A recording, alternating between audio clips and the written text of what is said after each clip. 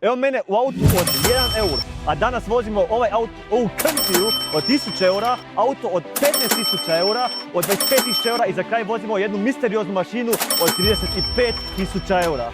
Pa se pripremiti na to. Evo gledamo auto od 1000 eura, 1300 da budemo malo specifičniji, ali kaže moj kliper 1700, ako će ga kupit. Znači, Mercedes E-klasa, E220 dizel, 150 konja ima auto, to je super. Pogledat ćemo prvo optiku izvana malo, vidimo ovdje se baš lijepo guli lak, to očekuješ za 1000 eura, ja mislim, i zvijezdu je neko ukrao. To isto očekuješ za 1000 eura. Auto, iskreno mislim, koliko god kažemo da je Countryja dobro se očuvao, vidi se baš da je onak, Mercedes ima te slične dizajnove pa hold upa dobro. Evo interijer ovog auta, očuvan je dobro jer auto je novi, košta skoro oko 100.000 eura. Ima ovdje malo za neke ilegalne stvari, ja mislim, ali auto je onak, očuvan je dosta dobro, nema kožna sjedala, ali 1000 eura to očekuješ isto. Koža je zastarila, ali je stari auto. Ok, idemo sada da čut i soundcheck od auto ovog. Turiraj.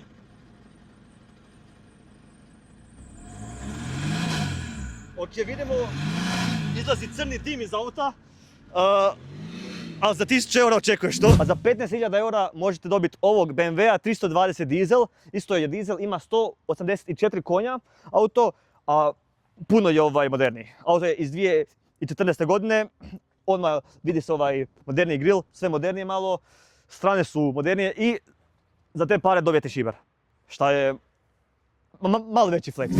Ok, za 15.000 eura dobijete čak i ekran, ako imate frenda da sa laptopom, može vam riješiti Netflix na ovome. Ima head-up display i grijanje zicava za razliku od prošlog auta. Idemo sada da čut razliku u 30 konja dizelima i otprilike 10 godina razlike. Leon, pali auto.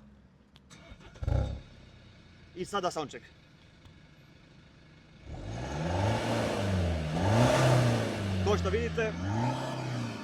Kao što vidite, ovaj se ne dimi. A za 25.000 eura nećete platiti potrošnju auta i to jer imate para za gorivo. Uzet ćete benzinca 2.0, ali 252 konja. Auto ima, znači, sport opremu, vidite kak ima već Shadowline, ima je prošli, ali pored prošlog ovaj ima crne felge i crni grill. A za razliku od prošlog auta, ovaj auto ima istu opremu, samo sportska sjedala i M-volan. Idemo sada čuti zvuk benzinca kako se pali. Već brujke, ne? I sada soundcheck.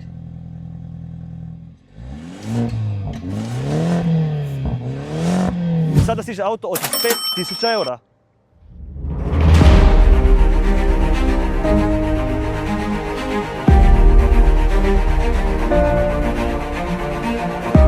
Šta je ovo?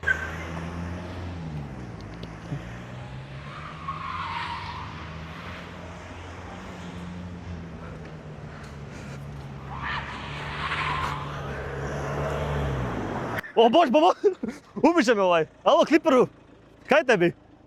Šta je ovo? Krivi auto, buraz. Aha, krivi. Ko ovo žena? Aj, mrš s time, maksi se. Ovo sranje vrijedi 35.000 eura, da ne seri.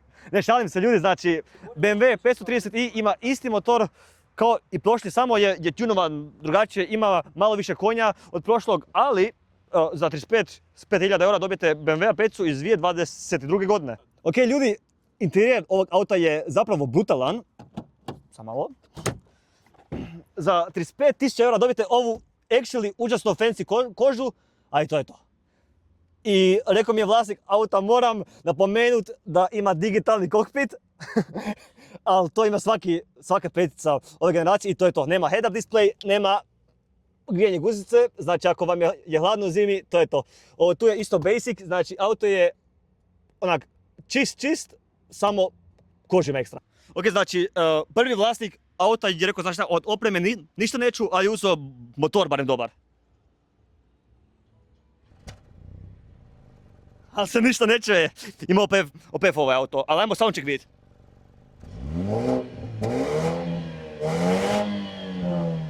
Znači, sound ima, alo stanite, znači, sound ima, ali prošli ima bolji sound jer prošli Ok ljudi, Clipper me nervira užasno jako, nema veze. Prošli nema OPF, ovaj ima OPF, zato je ovaj puno tiši.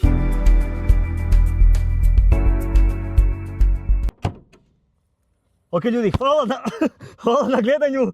Vidimo se u sljedećem videu. Uživajte, pozdrav, čao!